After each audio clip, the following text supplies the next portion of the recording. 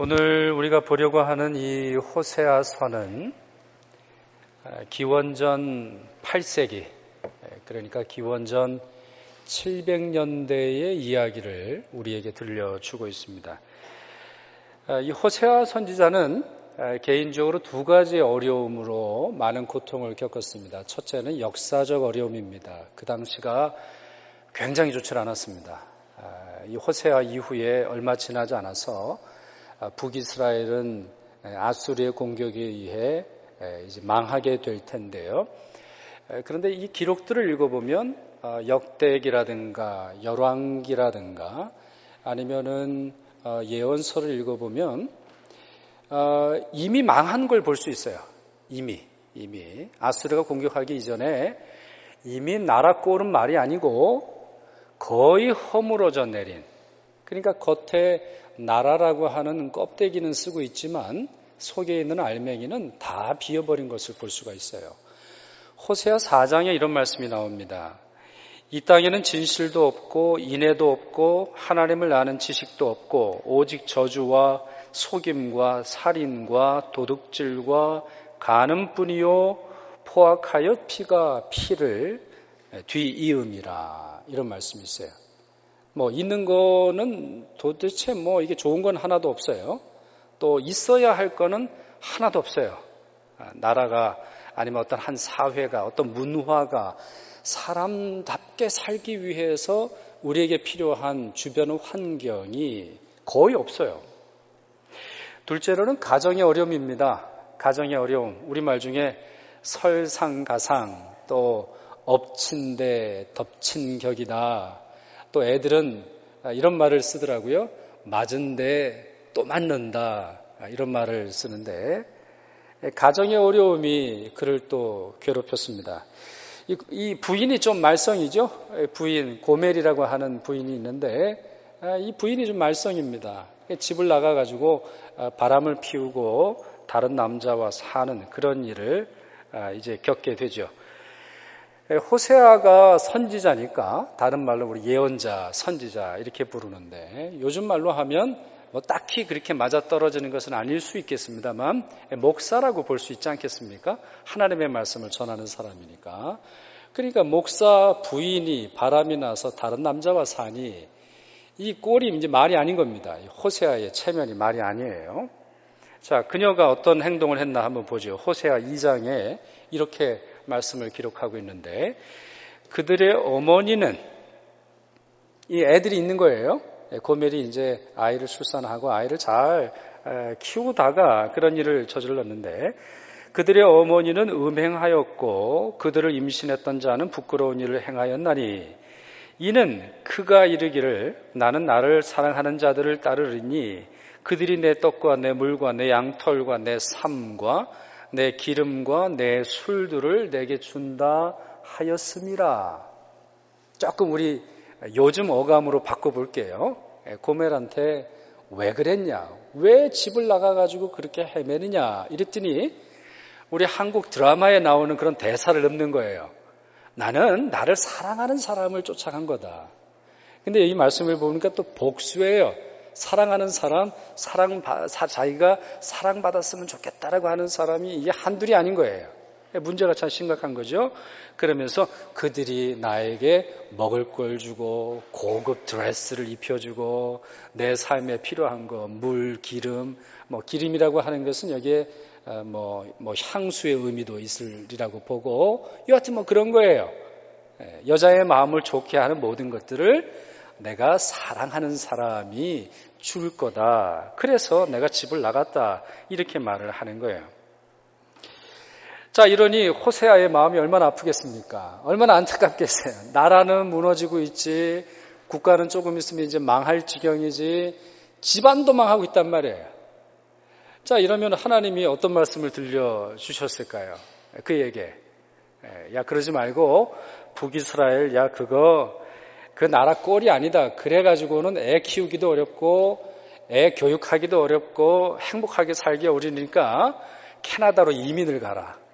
그것도 오타와라고 하는 좋은 곳에 이민을 네가 좀 가야 되겠다. 아니면은 고멜, 야, 그 안에 그 하나 있는 거, 그 내쫓아라. 안 되겠다, 도저히. 저주하고 내쫓고 이혼장 써주고 관계를 끊어내라. 이러셨을까요?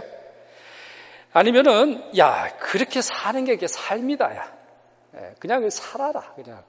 그게 인생이니까 그냥 그렇게 살아라. 남들 다 그렇게 산다. 너도 모르겠지만 옆집도 다 그렇게 살고 또 앞에 있는 집도 뭐 남편이 집을 나갔고 아니 이렇다. 아니면 이런 말씀하셨을까요?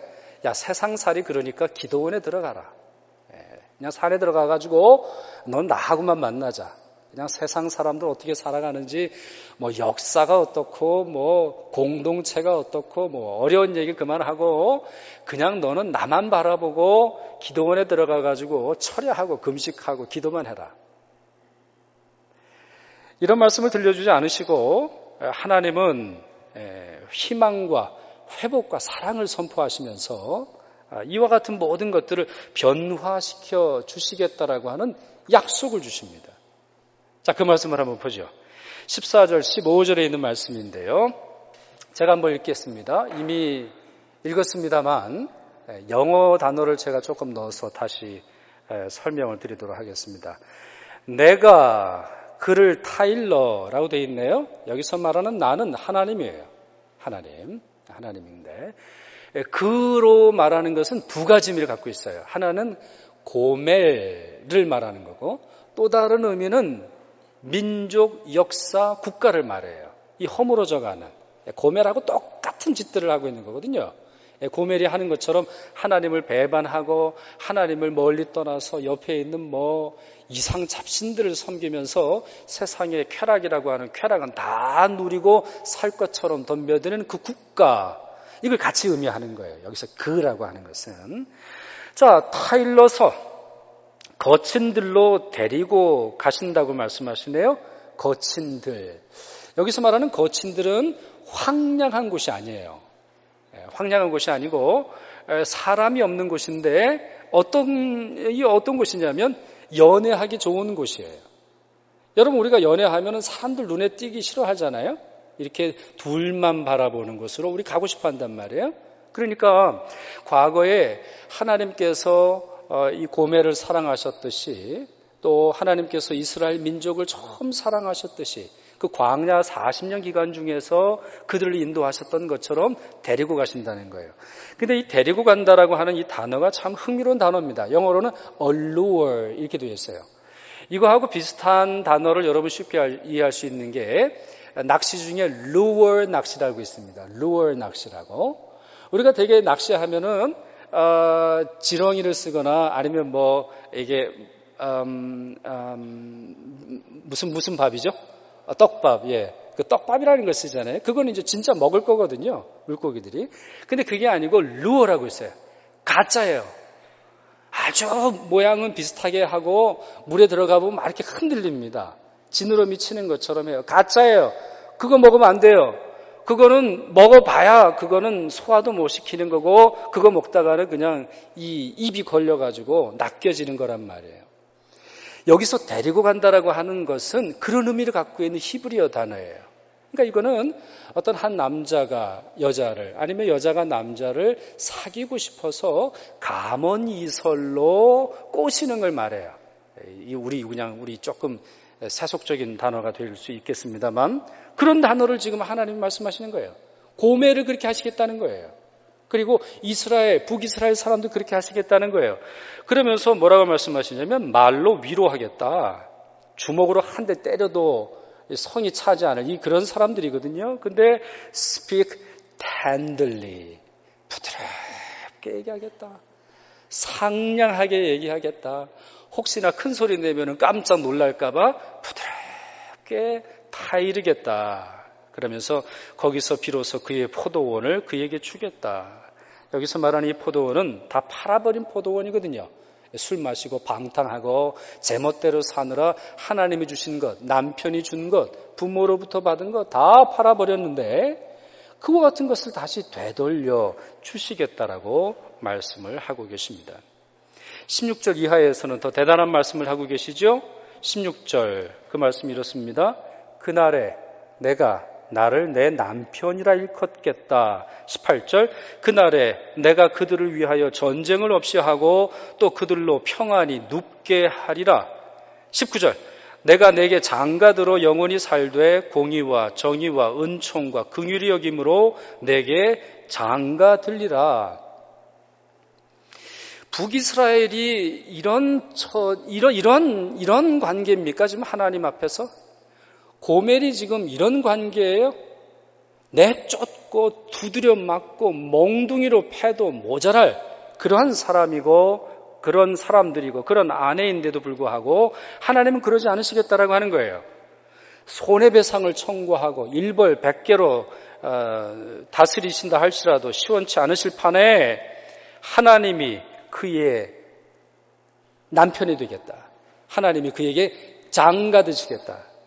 특별히 여러분 여기 19절에 있는 말씀을 보시면 자 장가 들어 영원히 살되 공의와 정의와 은총과 긍휼이 여김으로 장가 들리라 라고 하는 말씀인데 이것은 되게 우리 구약성경이나 우리 유대 사회에서 보면 지참금을 의미하는 어떤 그런 문장입니다. 그러니까 장가 들기 전에 우리도 함진아비가 있잖아요. 우리 남편이 될 사람이 우리 신부가 될 집안에 뭘 지고 간단 말이에요. 선물을 준단 말이에요. 그걸 말하는데 지금 죄를 지어서 타락해서 하나님을 등지고 하나님이 주신 것까지 다 팔아버린 사람에게 장가를 내가 들 텐데 뭘 준비하신다는 거예요? 공의와 정의와 은총과 긍휼이 여깁니다.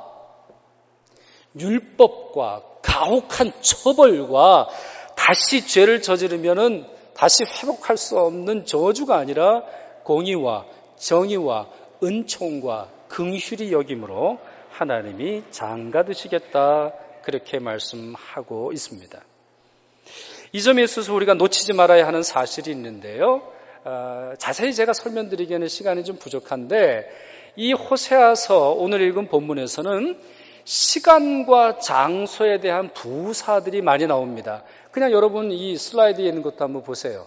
그날에 내가 나를 남편이라 일컬을 거다. 그 다음에 뭐라고 되어 있죠? 그날에는 그리고 다른 구절에서는 그곳에서 이런 말씀이 나옵니다. 그러니까 다시 정리해서 말씀드린다면 하나님께서 이 이스라엘 백성과 고멜이라고 하는 이 잘못된 여인에게 장가드시면서 은혜를 선포하실 때와 장소가 있다라고 하는 거예요. 이게 아무 때나 주어지는 게 아니에요. 이게 아무 곳에서나 주어지는 것이 아니에요. 하나님이 정하신 시간과 장소가 필요해요. 그러면 그곳이 어딜까요? 말씀을 한번 보세요. 15절 하반절입니다. 같이 읽겠습니다. 아골골짜기로 소망의 문을 삼아 주리니 그가 거기서 응대하기를 어렸을 때와 애굽 땅에서 올라오던 날과 같이 하리라. 바로 여기에 있어요. 자, 어느 때요? 아골골짜기가 소망의 문이 될 때 어디서요? 아골골짜기가 소망의 문이 되는 바로 그곳에서 이와 같은 은혜의 역사가 펼쳐지리라고 하는 겁니다. 여러분 지난주일 설교 잘 기억이 나시죠? 지난주일에도 제가 아골골짜기 설교를 드렸어요. 자, 그때는 어떤 말씀을 드렸습니까? 아골골짜기 여호수아 시대예요. 그러니까 호세아가 있었던 이 시대보다 500년 전의 역사예요. 500년 전에 있었던 일인데 아간이라고 하는 한 사람 때문에 이스라엘 전체가 범죄자가 되었고 이 아간을 처단하기 위해서 사람들이 돌을 던져 죽이고 결국에는 이제 그 죄를 물은 거죠. 죄를 심판하고 저주한 것인데 거기에 돌멩이를 쌓아놓고 그것을 아골골짜기다. 여기는 폐쇄된 골짜기다. 여긴 저주의 골짜기다. 사람들은 이곳을 볼 때마다 두려워 떨게 될 거고 다시는 죄짓지 말아야지 이런 어떤 마음을 품게 만드는 바로 그곳이었어요. 그런데 오늘 말씀은 전혀 다르죠. 500년 전에 있었던 그와 같은 역사적인 사건이 다른 방법으로 변화되는 걸 볼 수 있어요. 어떻게 돼요? 아골골짜기가 소망의 문이 될 것입니다. 사람들이 볼 때는 그저 벌 받아서, 사람들이 볼 때는 저주를 받아서, 사람들이 볼 때는 또 다른 희망이 주어지지 않는 것 같은 바로 그 역사적인 장소, 역사적인 시간, 역사적인 경험, 역사적인 사실이 한순간에 소망의 문이 될 때가 있을 거예요. 바로 그때 이와 같은 은혜가 이스라엘과 고멜에게 주어질 것이다 말씀을 하고 있는 것입니다. 흥미로운 사실은 이것은 호세아만 들었던 하나님의 말씀이 아니에요. 이사야도 듣습니다. 이사야가 이런 말을 합니다. 이사야가 하나님의 말씀을 이제 대언하는 것인데, 샤론이 뭐죠? 샤론. 여러분 성경을 많이 읽으신 분들, 샤론 하면 뭐예요? 우리 옆집 우리 어느 분의 이름이 샤론이기도 할 수 있겠는데, 샤론은요 이스라엘 전체에서 곡창 지역이에요. 이스라엘은요 물이 많지 않아요. 이 숲이 별로 없어요. 나무도 그렇게 뭐 길게 이게 크고 튼튼하게 자라는 그런 지역이 아니에요. 근데 샤론은 달라요. 야, 샤론은요 먹을 것도 많고 얼마나 풍성한지 몰라요. 이 샤론은 지중해 바다를 끼고 있고요, 위로 산악 지역이 오르기 전에 평지를 말해요. 이게 사람들이 참 좋아하는 지역이에요. 지금도 보면 이 샤론 평야에 이스라엘의 유명한 이 해수욕장들, 비치들이 있어요. 근데 그 샤론은 양떼의 우리가 되겠고, 이거 너무 당연하죠. 샤론이 양떼의 우리가 되는 건 너무 당연하죠. 근데 그 다음 말씀이 이렇게 되어 있어요. 아골골짜기는 소떼의 눕는 곳이 되리라. 여긴 좀 퀘스천이 있어요. 역사적인 경험, 지리적인 어떤 조사, 이거에 보면 퀘스천이 있어요. 아골골짜기는 돌이 많은 곳이에요. 왜 아간을 아골골짜기까지 끌고 갔겠습니까? 곡창지대에 사람을 그렇게 하면은 그 땅을 어떻게 농사를 짓겠어요? 이건 그럴 수 없는 거거든요. 돌이 많은 지역이에요. 물이 없는 지역이에요. 여기는 애초부터 돌덩이 지역이에요. 그러니 돌전지기가 참 좋은 곳이죠. 근데 그와 같은 곳이 소떼가 눕는 곳이 되겠답니다. 여러분 저도 안 키워봤습니다만 소는 누워 자지 않죠? 소가 누워 잡니까? 그것도 소가 때를 지어서 이렇게 누워 지냅니까? 이것은 무엇을 의미하냐면 완벽한 평화를 상징하는 거예요. 소까지라도 들어 누워가지고 편하게 그냥 풀을 뜯고 맹수와 다른 것으로부터 근심하지 않는 그런 상태를 말하는데, 그것이 어디서 이루어져요? 아골골짜기가 그렇게 된다는 거예요. 아골골짜기는 아골골짜기로 남겨두고 옆에 있는 이골골짜기, 삼골골짜기를 하나님이 개발하셔가지고 하시는 게 아니에요. 아골골짜기가 변화되어 소떼가 눕는 것이 되리라 말씀하고 계세요. 이건 이사야만 또 그런 건 아니에요. 호세야, 이사야, 그리고 이들로부터 몇백 년이 지난 다음에 활동했던 유명한 예언자인 에스겔도 마찬가지입니다. 에스겔서를 읽어보면 에스골골짜기가 나와요. 골이 많죠? 아골골짜기, 에스골골짜기, 골짜기 많은데, 이 예언자인 이 에스겔이 성령의 도움을 받아가지고 이 환상을 봅니다. 골짜기예요. 근데 골짜기에 뭐가 가득하냐면 해골만 가득해요. 해골만. 그것도 오랫동안 그냥 이렇게 닳고 그냥 훼손돼가지고 백골만 남은 어떤 그러한 골짜기를 봅니다. 하나님이 질문하시죠. 이 에스겔에게. 에스겔아, 저 뼈들이 사람이 되겠느냐? 저 뼈들이 다시 살아나겠느냐? 에스겔은 마음속에 아마 no라고 대답하고 싶었을지 몰라요. 그게 어떻게 사람이 되겠습니까? 그게 그렇게 오랫동안 그냥 백골이 되는 것이 어떻게 사람이 되겠습니까? 그렇게 대답하고 싶지만 이렇게 대답합니다. 하나님은 아십니다. 하나님은 아십니다. 이것은 자신의 무지한 상태에 그냥 머무르지 않고, 아니면 자기의 예측과 자기의 예상대로 대답하지 않으면서 하나님의 전능하심에 맡깁니다. 하나님이 하신다면, 하나님이 계획하신다면, 하나님의 손길이 닿는다면 그와 같은 에스골골짜기도 변화될 것입니다. 바로 그렇게 믿는 마음으로, 소망하는 마음으로 대답하는 것이죠. 결국에는 하나님께서 그곳에 큰 군대를 일으키시지 않습니까? 이 에스겔 선지자 입을 통해서 대언하였더니 일어나라, 살아나라, 회복하라, 다시 되돌리라. 죽기 이전의 상태, 죽기 이전의 권세, 죽기 이전의 아름다움을 다시 얻어라 명령하니까 이 뼈들이 서로 마주치면서 거기에 이제 힘줄이 덮이고 혈관이 다시 돌아오고 또 피부가 다시 돋아나서 사람이 되는 것을 말씀하고 있습니다. 누가 이런 일을 예상이나 하겠습니까? 아골골짜기가 어떻게 소망의 골짜기, 소망의 문이 될 수 있겠습니까? 아골골짜기와 같은 데서 누가 소떼를 데리고 가면서 그와 같은 형벌과 저주의 땅에서 이 소를 키울 수 있겠습니까? 이 아골골짜기와 같은 이 죽음의 골짜기, 이 두려움의 골짜기, 에스골 골짜기에서 어떻게 하나님의 군대, 하나님의 평강, 하나님의 새로운 역사가 나타나리라고 생각을 할 수 있겠습니까?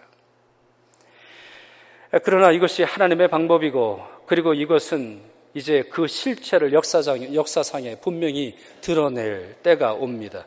바로 예수님의 십자가가 세워지는 순간이죠. 호세아 시대나 이사야 시대나 그리고 이 에스겔 시대에 있어서 아직 예수님은 그림자로, 아직 그 예수님의 그 실체나 그 역사적인 사실을 분명히 알지 못하고 이것을 예언했을 뿐입니다. 그러나 우리는 너무나 잘 압니다. 예수님께서 왜 십자가에 달려 돌아가실 때 바로 골고다 언덕, 달리 말해서 괴로움의 언덕, 해골의 언덕, 시체들의 언덕, 무덤의 언덕이라고 불리는 바로 그곳에서 예수님께서 돌아가셨는지 우리는 쉽게 이해할 수 있습니다. 바로 예수님의 십자가가, 예수님이 십자가를 지셨던 바로 그 순간이 아골골짜기가 소망의 문으로 바뀌는 놀라운 역사의 전환점을 이루게 되는 것입니다. 신약 성경에 고린도후서 5장에 이런 말씀이 있습니다. 우리 같이 한번 읽어봤으면 좋겠는데요. 자, 우리 슬라이드를 보시면서 그리스도의 사랑이 우리 같이 보시면서 읽겠습니다. 시작.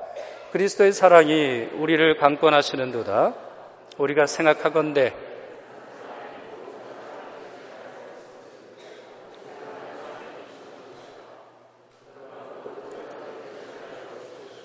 살아있는 자들로 하여금 다시는 그들 자신을 위하여 살지 않고 오직 그들을 대신하여 죽었다가 다시 살아나신 이를 위하여 살게 하려 함이라. 아멘. 여러분, 이 첫 문장을 보세요.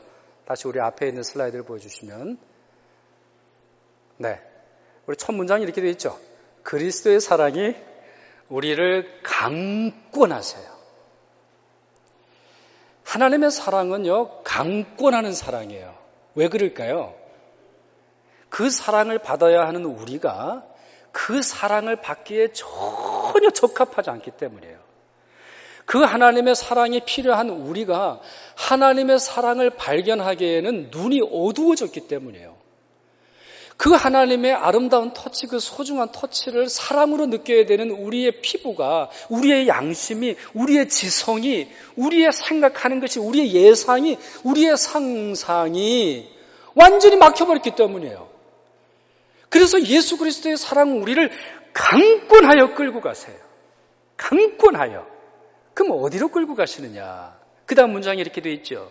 예수님이라고 하는 한 분이 돌아가셔서 사람들이 살아요. 한 분이 돌아가셔서 한 분이 희생함으로 한 분이 그의 생명을 주심으로 모든 사람이 살아요. 여러분, 이 비슷한 원리가 어디서 발견됩니까?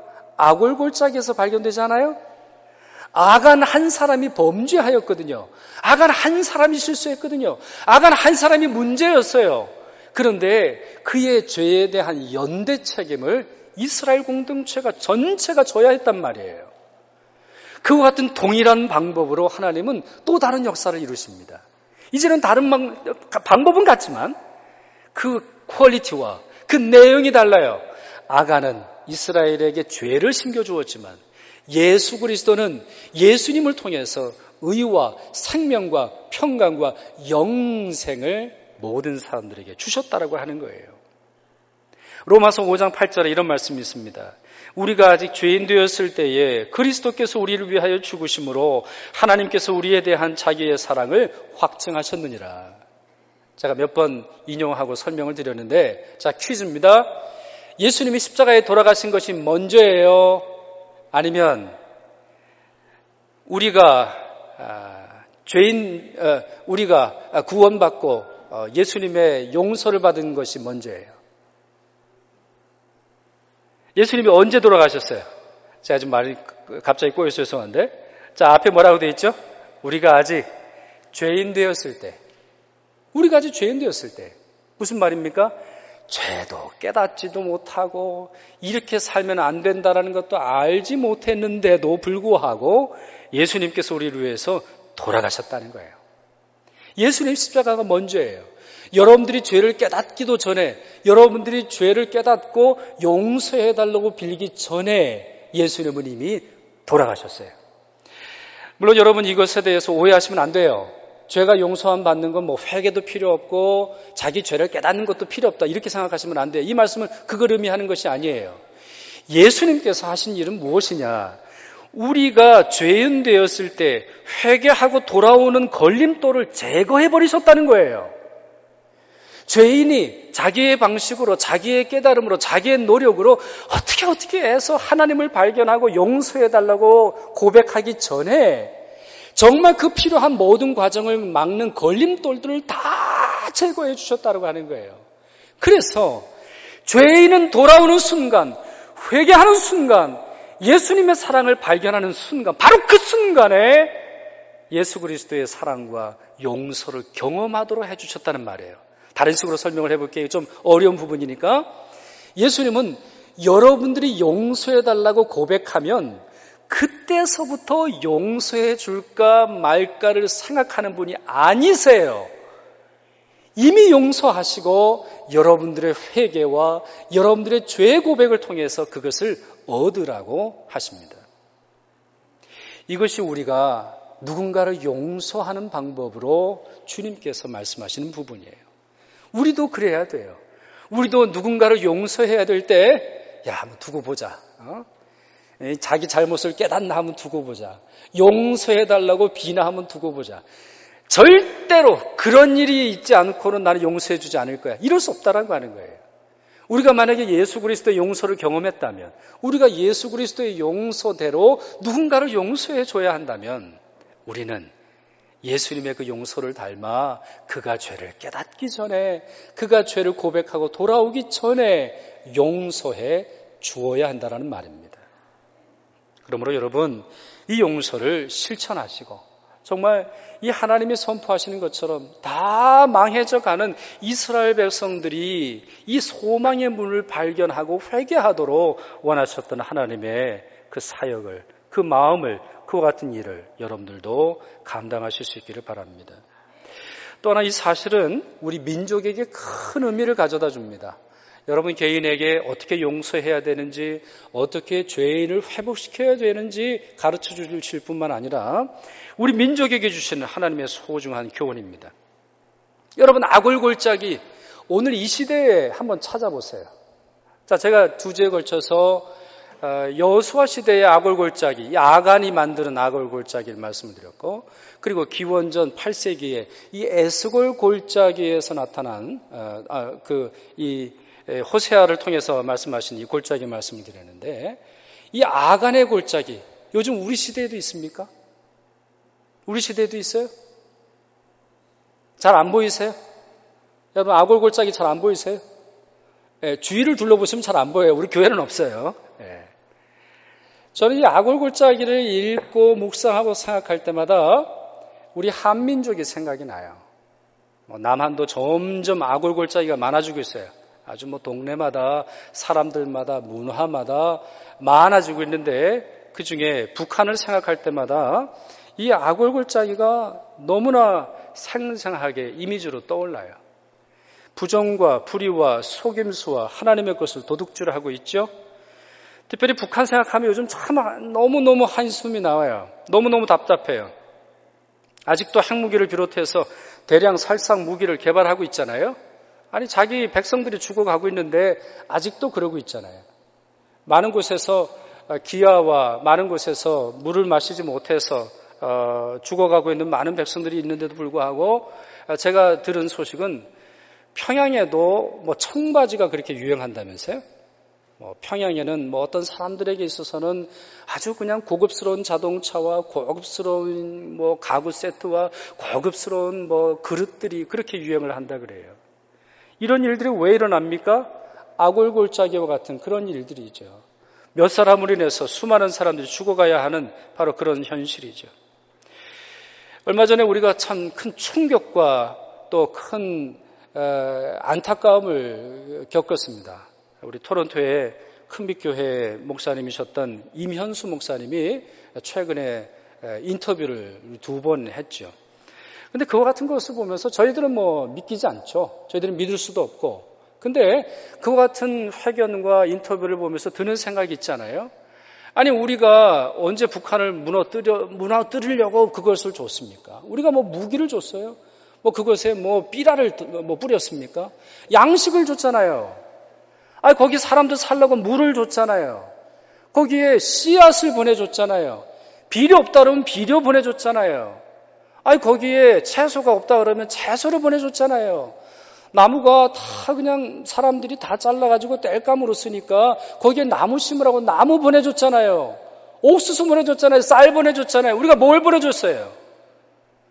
그런데도 그와 같은 일에 열심을 냈던 목사님을 그와 같이 인터뷰를 하게 하면서 소위 말하는 대남 공작 전략을 아직도 사용하는 그러한 일들을 보게 됩니다. 아골골짝이죠. 아간이 만든 아골골짝이죠. 자기만 죽을 뿐만 아니라 수많은 사람들을 죽이는 아골골짜기가 지금 북한의 현실이죠. 그러나 이와 같은 역사적인 현실을 보면서 동시에 오늘 말씀을 들여다보면서 우리는 무엇을 믿어야 할지 우리의 마음속에 분명히 결단해야 되리라고 생각을 합니다. 오늘 말씀이 우리에게 가르쳐주는 바가 있습니다. 그와 같은 북한이라 할지라도 그와 같이 정말 우리의 눈으로 볼 때는 우리의 정치적인 시각, 우리의 사회적인 분석, 우리의 문화적인 판단, 우리의 역사적인 이해, 이걸로는 도저히 가능성이 없어 보이는 북한의 변화가 하나님이 함께 하신다면, 아골골짜기를 소망의 문으로 바꾸신다면 하나님의 새 역사를 일으키신다라고 하는 이 말씀을 바로 우리 민족에게 주신 말씀으로 우리가 이해해야 한다라고 하는 것이죠. 우리가 믿어야 하는 말씀이죠. 우리가 소망 중에 붙잡아야 하는 바로 그 말씀입니다. 우리 장로님이 말씀하셨지만 우리 이스라엘이 특별히 남유다가 패망하고 바벨론에 70년을 있었습니다.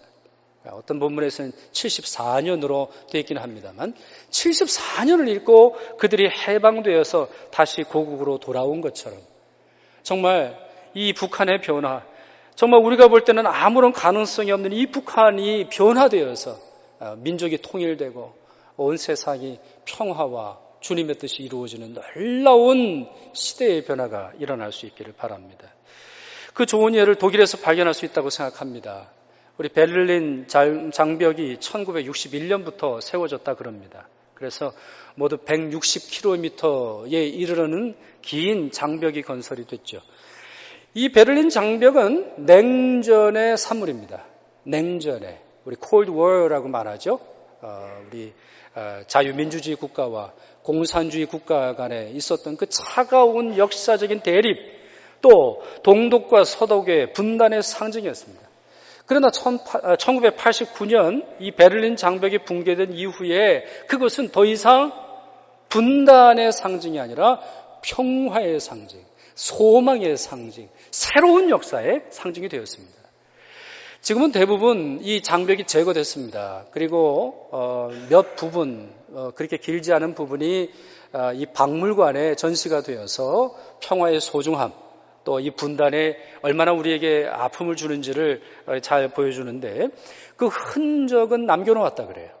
그 흔적은. 그 160km의 담이 있었던 그 흔적은 남겨놓았어요. 그러면서 그들이 이름을 붙였는데 독일어는 마울백이라고 되어 있어요. 마울백. 영어로 번역한 걸 보니까 berlin wall trail, 베를린 장벽 길 이렇게 번역을 해놨어요. 여러분 트레일이라고 하는 것은 이게 흔적이라고 하는 말이기도 하고 길이라는 말이기도 합니다. 영어에서 그렇잖아요. 트레일 여러분 사전을 다녀보시면 길인데 길이 왜 만들어졌어요? 흔적이 있으니까. 누가 밟고 갔으니까 거기가 길이 되는 거예요.